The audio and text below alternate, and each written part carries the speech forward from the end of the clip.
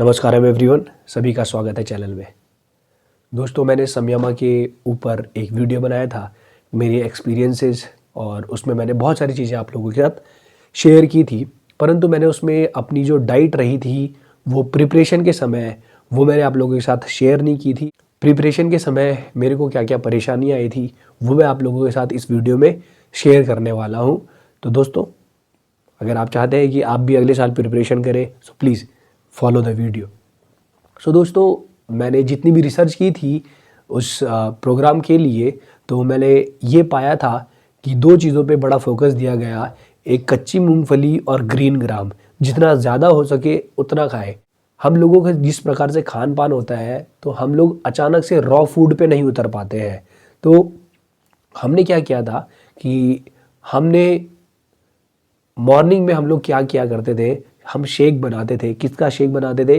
कच्ची मूंगफली, केला, काजू बादाम, शहद, संजीवनी, और इसमें थोड़ा सा पानी डालते थे और इसका शेक बनाते थे और वो शेक पी लेते थे। ये तो हो गया नाश्ता।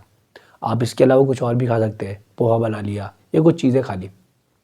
इसके बाद दिन में क्या करना, दिन में जैसे आप लोग क्या कर सकते हो, हम लोग तो दाल चावल बनाते थे और खूब सारा सलाद काटते थे और खूब सारा सलाद खाया करते थे। रॉ फूड, सदगुरु ने कहा है कि एटलीस्ट 50% रॉ फूड होना चाहिए। 50% रॉ फूड होना चाहिए जब आप उस साधना के लिए प्रिपेयर करने वाले हो अपने आप को। सो जितना ज़्यादा रॉ फूड हो सकता था हम रॉ फूड खाने की कोशिश करते थे। परंतु हम लोगों का खाने का स्ट्रक्चर ऐसा है, इस प्रकार से है, हम लोग फिर दिन में दाल चावल बनाते थे और खाते थे। बहुत सारा सलाद खाया, काट के सलाद खाया।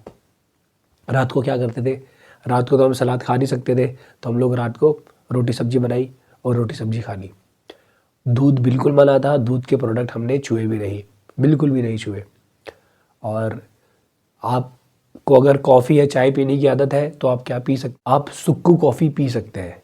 सुक्कू कॉफ़ी isharlife.com पे मिलती है, आप वहाँ से वो ऑर्डर कर सकते हो, वहाँ से वो सुक्कू कॉफ़ी आप पी सकते हो। इसके अलावा और क्या पी सकते हो? हर्बल टी पी सकते हो, पर या ग्रीन टी पी सकते हो। लेकिन ध्यान रखना, बहुत सारी ग्रीन टी ऐसी आती है जिसमें कैफीन होता है या निकोटीन होती है। ओके, तो ये चीज़ ध्यान में रखना, आप कैफीन या निकोटीन इनटेक नहीं करेंगे, बहुत अच्छे से ध्यान रखना। और वैसे तो एक बुक है टेस्ट ऑफ वेलबींग सदगुरु के द्वारा, आप इस किताब में बहुत सारी रेसिपीज़ है, बहुत सारे सलाद आपको इसमें देखने को मिलेंगे, बहुत सारे आपको ड्रिंक इसमें देखने को मिलने वाली है। बहुत सारी चीज़ें आप उस बुक से सीख सकते हैं। और इस समय पर जो मिर्ची वाला खाना होता है उसे भी अवॉइड करना होता है, हरी मिर्च और लाल मिर्च। कोई भी निगेटिव प्राणिक फूड आपने नहीं खाना है, बिल्कुल नहीं। तो ये जो 60 दिन है वो आपके थोड़े से कठिनाई में बीत सकते हैं। तो आप इसके लिए क्या करेंगे? अगर आप अगले साल की तैयारी करने की बात कर रहे हैं तो आप अगले साल अगर जाने की सोच रहे हो तो आप क्या करना, 3-4 महीने पहले से ही चीज़ें ट्राई करने लगना, अपने डाइट में इंक्लूड करना, ताकि आपका सिस्टम उन सारी चीज़ों के लिए रेडी हो जाए। ये सबसे अच्छी बात है।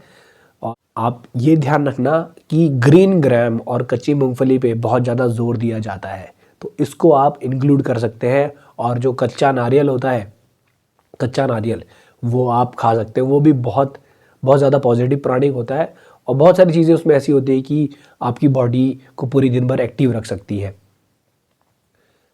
सो ये चीज़ें हमने अपने खाने में इंक्लूड करी और जहाँ तक हो सका हमने सारी चीज़ें मेंटेन करी। जब हम सफ़र भी कर रहे थे तब मैंने सफ़र में भी बहुत सारी चीज़ें मेंटेन करी।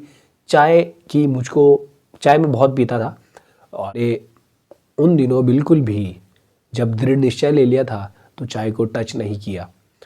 सो ये चीज़ें आप मेंटेन करके रखना, तो आप जब प्रोग्राम के लिए जाओगे तो वहाँ पर आपको ये फ़ायदा दिखने वाला है इन सारी चीज़ों का।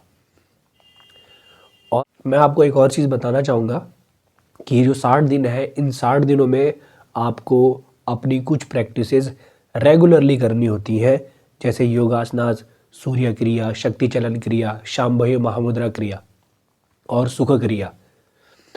तो 60 दिन के लिए प्रिपेयर करने से बढ़िया है कि आप 6 महीने या 1 साल पहले से ही तैयारी करनी स्टार्ट कर दो। अगर आप 6 महीने या 1 साल पहले से तैयारी करोगे तो आपका सिस्टम ऑलरेडी डेवलप होने लगेगा। बहुत ज़्यादा फ़ायदा मिलता है। मैंने योगासना आज से 2 साल पहले स्टार्ट कर दिए थे और सूर्य क्रिया मैंने आज से लगभग 6 महीने पहले सीखी थी और अंग मर्दना मैंने लगभग 3 साल पहले सीखा था। तो ये सब चीज़ों ने मुझको बहुत ज़्यादा फ़ायदा दिया। सो मैं आपको यही कह रहा हूँ कि अगर ये वीडियो आप देख रहे हो अभी और आप अगले साल उस प्रोग्राम के लिए जाना चाहते हो तो आप जल्दी से जल्दी योगासनास और सूर्य क्रिया सीख लें और उनको जितना ज़्यादा हो सके प्रैक्टिस करें। आपकी बॉडी प्रिपेयर होगी। और अगर आप शक्ति चलन बहुत जल्दी सीख सकते हैं तो जल्दी से सीख लीजिए। शक्ति चलन शून्य में सिखाया जाता है। और मैं आपको बताना भूल गया था कि जो ये प्रोग्राम होता है 8 डेज का साइलेंस प्रोग्राम, वहाँ पर शून्य बहुत ज़्यादा इम्पॉर्टेंट चीज़ है, बहुत ही ज़्यादा इम्पॉर्टेंट चीज़ है। जो प्रोग्राम अभी 8 दिन में हो रहा है वो आज से पहले 13 दिन में हुआ करता था और उन 13 दिन में पहले आपको शून्य सिखाया जाता था, उसके बाद ये कंटिन्यू किया जाता था जो समयमा प्रोग्राम जिसको बोलते हैं। तो शून्य बहुत ज़्यादा इम्पॉर्टेंट है। तो जिन लोगों ने शून्य में इनिशिएट हो चुके हैं वो लोग अपना शून्य जो है बहुत बहुत अच्छे से करें। और जितना मैंने एनालाइज किया है या सीखा है शून्य करने के लिए, आपको सद्गुरु के द्वारा दिए गए जो इंस्ट्रक्शंस हैं वो बहुत ज़्यादा क्लियर होने चाहिए। वो इंस्ट्रक्शंस को आप अपने अंदर बिठा लें, आपके शरीर में वो इंस्ट्रक्शन बैठ जाने चाहिए। शून्य का बहुत ज़्यादा इम्पॉर्टेंट रोल आने वाला है। और मैंने उस वीडियो में आपको एक और चीज़ बताई थी कि आप एक चीज़ जिसने मुझे फ़ायदा दिया था कि मैं किसी भी चीज़ को काफ़ी देर तक देख सकता हूँ, तो इसने मुझे बड़ा फ़ायदा दिया वहाँ पर। तो अगर हो सके आप भी इसकी तैयारी कर सकते हैं, किसी चीज़ को ऐसे देखने की। सद्गुरु ने इसके बारे में ऑलरेडी बहुत बातें की है और आप अगर सद्गुरु एक्सक्लूसिव देखोगे तो वहाँ पर सद्गुरु ने बहुत सारी चीज़ें इसके बारे में बताई हैं। तो ये चीज़ें मैं आपके साथ शेयर करना चाहता था।